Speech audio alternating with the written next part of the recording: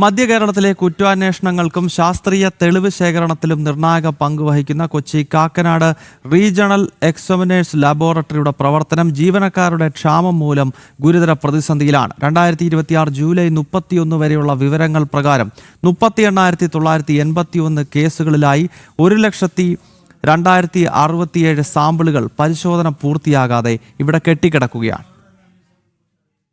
എറണാകുളം, തൃശൂർ, പാലക്കാട്, ഇടുക്കി എന്നീ 4 ജില്ലകളിൽ നിന്നുള്ള ക്രിമിനൽ കേസുകളിലെ നിർണായക സാമ്പിളുകളാണ് കാക്കനാട് ലാബിലെത്തുന്നത്.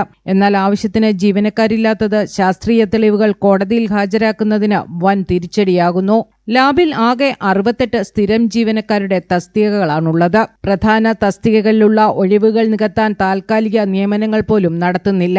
സ്ഥാനക്കയറ്റം, വിരമിക്കൽ, ഡെപ്യൂട്ടേഷൻ എന്നിവയാണ് തസ്തികകൾ ഒഴിഞ്ഞുകിടക്കാൻ അധികൃതർ ചൂണ്ടിക്കാട്ടുന്ന ന്യായങ്ങൾ. എന്നാൽ പരിശോധനാ ഫലങ്ങൾ വൈകുന്നതുമൂലം കൊലപാതകം, ലഹരിമരുന്ന് കേസുകൾ തുടങ്ങിയ ഗുരുതര കുറ്റകൃത്യങ്ങളിലെ വിചാരണ പൂർണ്ണമായും തടസ്സപ്പെടുത്തുന്ന അവസ്ഥയാണുള്ളത്. അടിയന്തരമായി ഒഴിവുകൾ നികത്തി കാക്കനാട് ലാബിന്റെ പ്രവർത്തനം ഊർജിതമാക്കിയില്ലെങ്കിൽ മധ്യകേരളത്തിലെ നീതി നിർവഹണം പൂർണ്ണമായും സ്തംഭിക്കുന്ന അവസ്ഥയിലേക്ക് കാര്യങ്ങൾ നീങ്ങുമെന്ന ആരോപണമാണ് ഉയരുന്നത്. ജനം, കൊച്ചി.